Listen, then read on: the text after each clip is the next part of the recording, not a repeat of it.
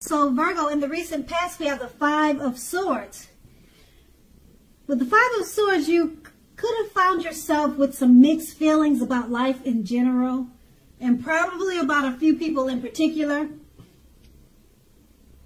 It would have been important for you not to ignore these, but don't feel like you have to speak every word that you were thinking and feeling at that time either, because you could have ruined the very things that you wanted the most, such as close, intimate relationships with your friends and lovers. So you needed to think several times before you really let someone have it, even if you knew they deserved it. You would have needed to pick your battles at that time. And that's the Five of Swords. It's paired with the Six of Swords. Now, this would have been a great time for travel of any sort, as you can see in the picture. It can also indicate metaphorical movement, a change in where you are inwardly. Usually this is a change for the better, whether the context is internal or external. So you would have needed to think about where you wanted to be at that time.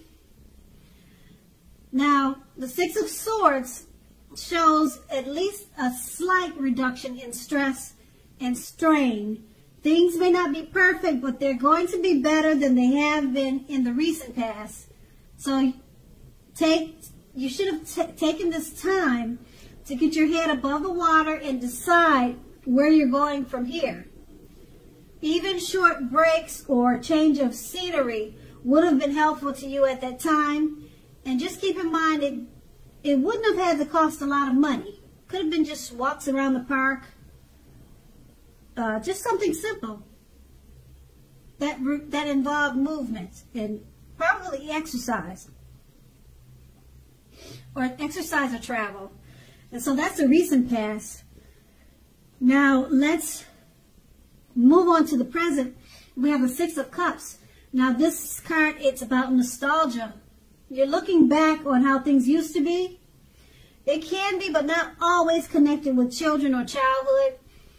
It's going to be important for you not to spend too much time and effort thinking about the good old days. We all have happy memories to reflect on from time to time.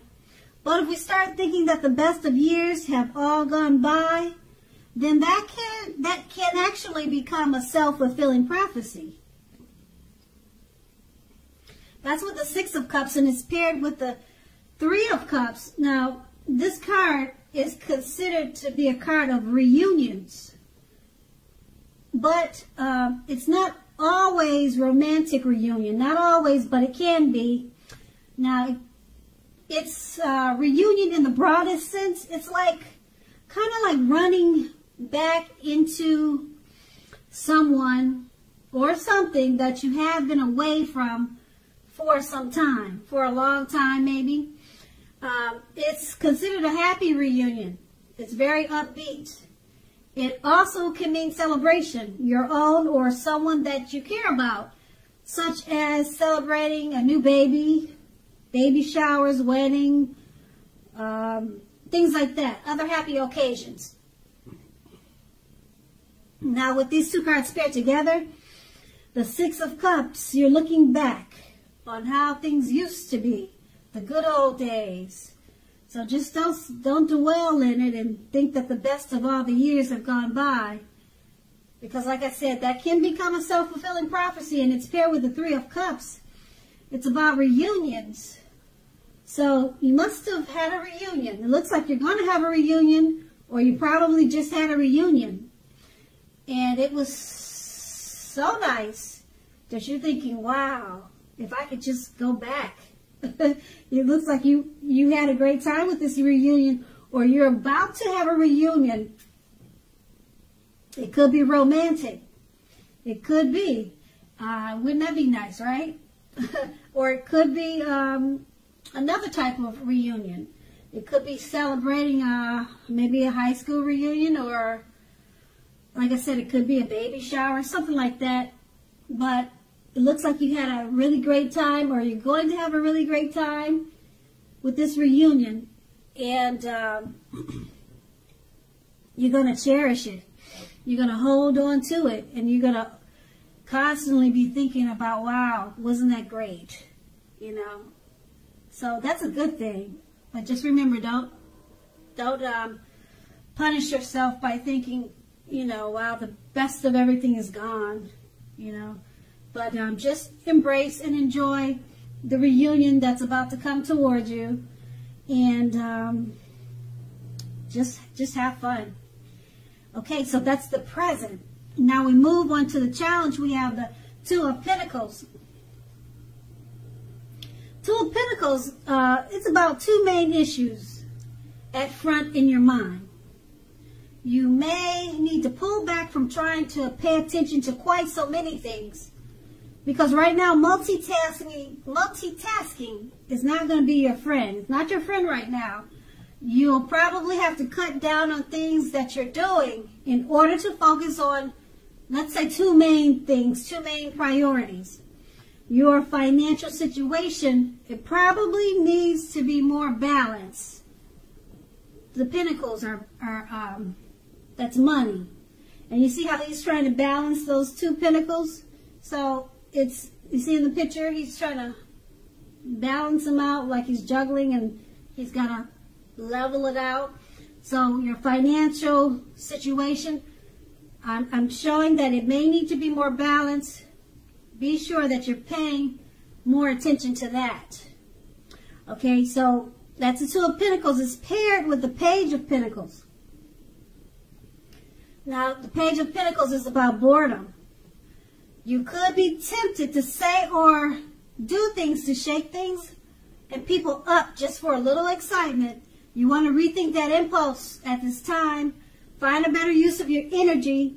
Just know that excitement can be created.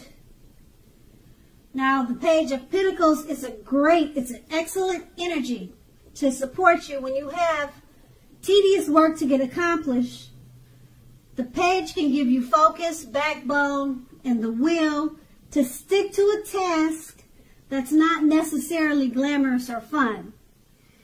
So with these two cards paired together, the Two of Pentacles, you need to balance your finances. Balance your finance, balance your dividends, balance your money. Multitasking is not your friend now.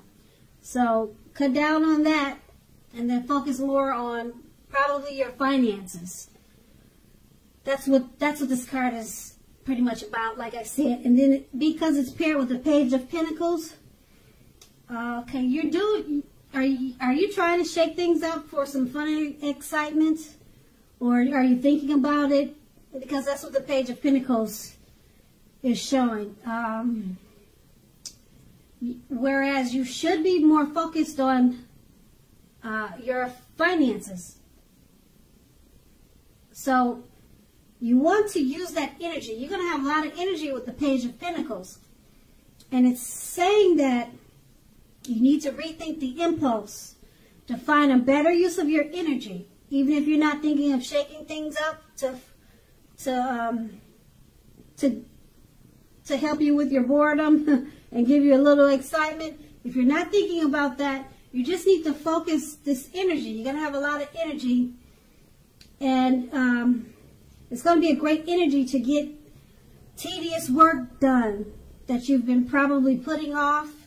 It's a great energy to use for that. And it gives you backbone and will to stick to tasks that's not fun, that you've been putting off. So use that energy that you're going to have with the Page of Pentacles and forget about shaking things up and focus on the finances with the Two of Pentacles and focus on getting tedious work accomplished. And that's going to be the challenge. Now we move on to the outcome. We have the Knight of Pentacles. Now this card, it points to messages, often with regards to money and finance, but it could go either way. You are likely to finally maybe receive news. Well, yeah, with this card, it's about receiving news. It's messages. Okay, so you should be receiving news that you've been waiting on. This news is going to be good news because the Knights, it's very practical card. It tells you to pay attention to the mundane and normal parts of your lives.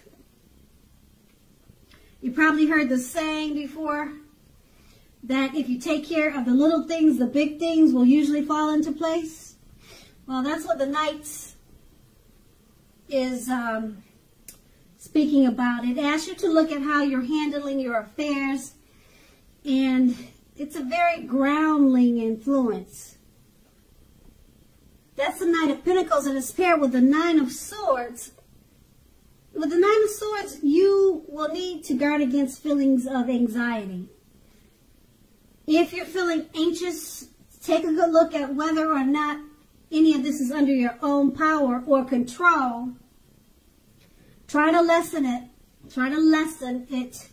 Or if other things or people in your life are contributing to this anxiety, you need to find out, okay? If it is because of people, take a look at that and see whether or not something in the relationships can be changed to make it more workable for you. There's something about this time period that causes people to feel like their life should be in some way or more bigger than it is. So what you need to do is try to take comfort and joy in the ordinary things. That's where the beauty really is.